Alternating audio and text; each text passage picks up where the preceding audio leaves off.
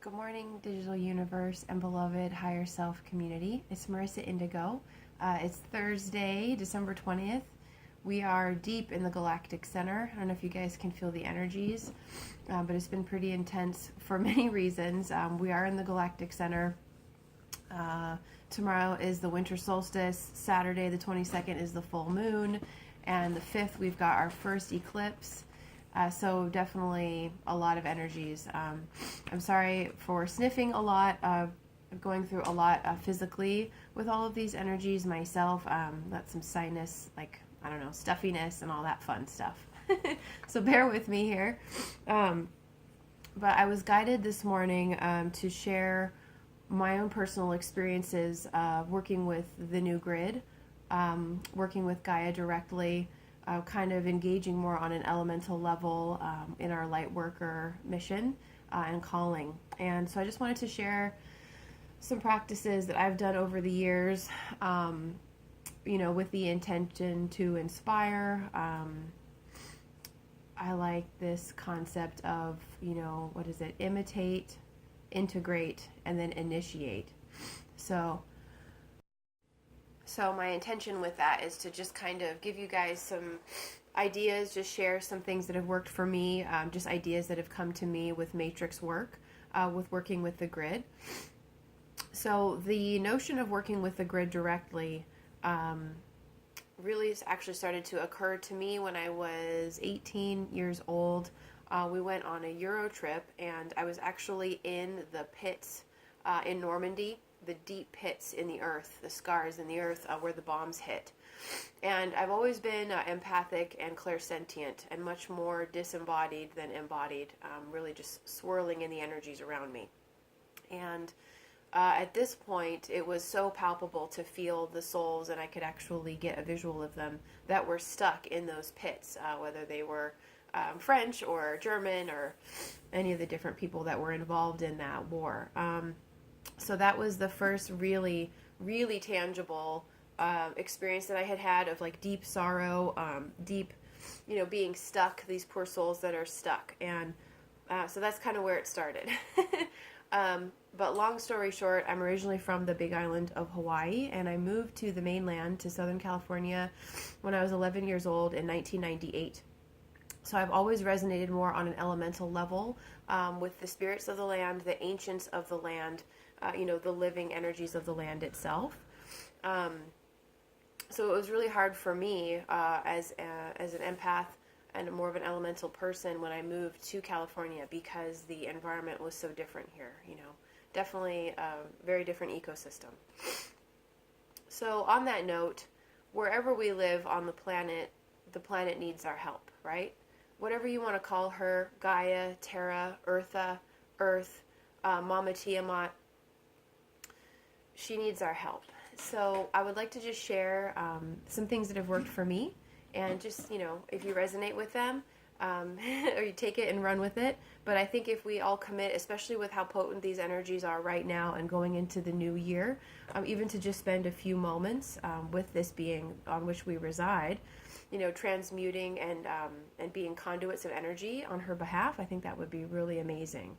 So what I have here today to hang out with us, some of my favorite mineral people, stone people.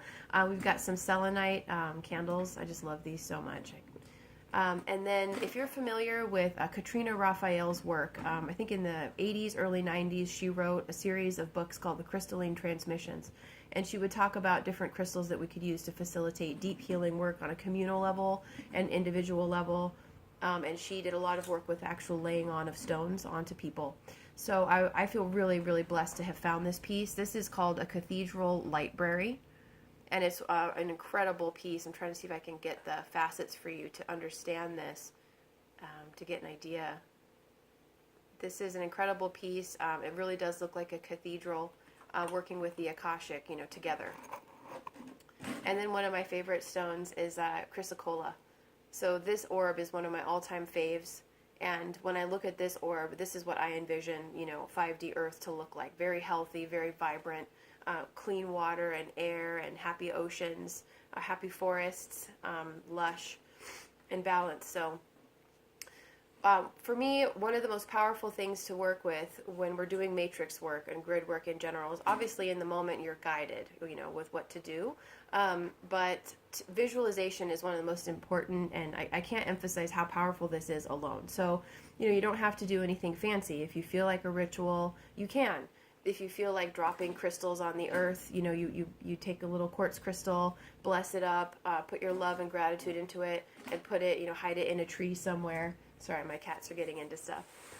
Stop it. You can do that. I've done that a lot where when I would be traveling around the world, I would have different crystals and I would bless them, imprint them with different things depending on what was going on in that part of the world. And then I would either bury them, in the earth or in a tree, or even just throw them in a pond or a waterfall. So it's really about intent. It's however ornate you want to be. The first thing that I would suggest is anywhere you go, even if it's where you live or you're traveling somewhere, is to connect mindfully with the land and the ancestors of that land. You'll find that there's a lot of energies, there's a lot of ancestors, entities from who knows how long that may be trapped in the earth, in the sediment, in the rocks, in the trees. A lot of spirits are stuck. And if you're in, the United States, the continental United States, that essentially every step you take is on holy land because of the indigenous that were here and all the injustices that occurred to them. So the first thing is to connect with the land and connect with the ancestors and ask for their permission first. I would, connect with them, declare your name and your lineage, and some of you may have multiple names. I have quite a few names because of the different cultures with which I have worked. So I have a Shipibo name from the Amazonian tribe. I have my Hawaiian name. Sorry, the cats are playing with the guitar string. Sometimes it's helpful for them to recognize you and to start to know that you are one with them. And that your intent is pure by declaring your different names. So whatever your lineage, your background, you could use different languages. Introduce yourself to the land and the spirits of the land and declare your intent and ask for a message that is, that they're receptive and open to working with you. So that would be step number one. And then from there, whatever you feel called to do, whether it's, leave a crystal, bless the land, physically putting your hands on the tree, on the soil, in the water, whatever you're feeling called to do to bless it up. Another thing that's really important on a visual level, let's say you don't feel well, or let's say you live somewhere and you know that there's turmoil happening on the grid somewhere else. You can visualize. So you could even have a globe or a map in front of you, or not even, just completely using your mind's eye in totality, and envision a place and envision pillars of light going down to that place. And again, even when you're working remotely and you're doing remote viewing, you always want to connect with the land and the essence of the land and the elementals, the spirits of the land, and the ancestors, asking for their permission first, because you always want to be respectful. Maybe those entities and spirits aren't ready yet. In my experience, more and more they are opening up. They are starting to feel the essences of us Lightworkers who are here to assist and release and bring balance and restoration to the earth. But you always want to be respectful. Let's see. There was one other thing. Oh, stop it. God. Stop it, you guys. Sorry. The other thing I wanted to bring up is the importance of being very specific in what it is that you're connecting with. For example, when we say connecting to the earth, grounding to the earth, what timeline are you connecting with? What earth are you connecting with? So I'm always very specific when I'm declaring something and I'm grounding in my visualizations and in my invocation. So my teacher that I worked with for many years taught me that you want to say grounding into the new grid of unconditional love and joy and beauty and light, because this is the 5D grid from my understanding and my resonance. And sometimes I will see it visually in my mind's eye as like a sparkling web, a matrix that looks like a sparkling web, like maybe a spider's web that has like dewdrops on it and they're like rainbow shining, glistening, glittering, or sometimes it looks like a diamond net around the earth. All of these things help ground in the higher frequencies of the 5D earth, so you really want to be specific in what you're focusing on and what you're bringing in, so that you're not perpetuating unconsciously, accidentally perpetuating what's already here. You want to bring in the new and strengthen what is coming here so that it can be the real, right? So that's one thing I want to talk about, is the new grid of unconditional love and joy and beauty and light. And if you want to call her Gaia, I really like to call her Gaia. I know some people think about the Grecian myths and they don't resonate with that, but I don't think of Gaia in that way. I think of her as a spirit that is, her body is the earth. And I see her a lot as a gorgeous woman of all different, ages and phases of the cycle. But that the planet is her body and we're on her body and of her body and we are her. So that's just the way I like to call her. But you can do whatever resonates with you that to you means the new earth, the higher form of earth. So I hope you guys liked this. I just want to see if there's anything else that's coming through.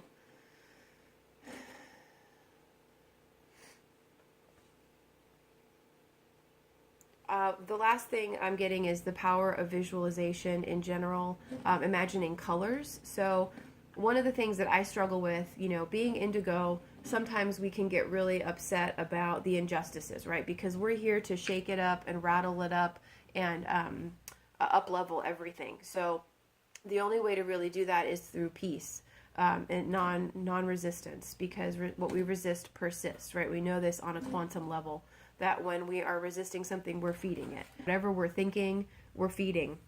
So you might as well have fun with it and try to transmute, as much as you possibly can. So with that, you could visualize the chemtrails being gold and being open to the fact that, well, maybe these people will have, or beings will have, a change of heart, and maybe they'll want to make things productive instead of destructive. It's always good to play with the mind that way, because then you can't get stuck, in any of the traps.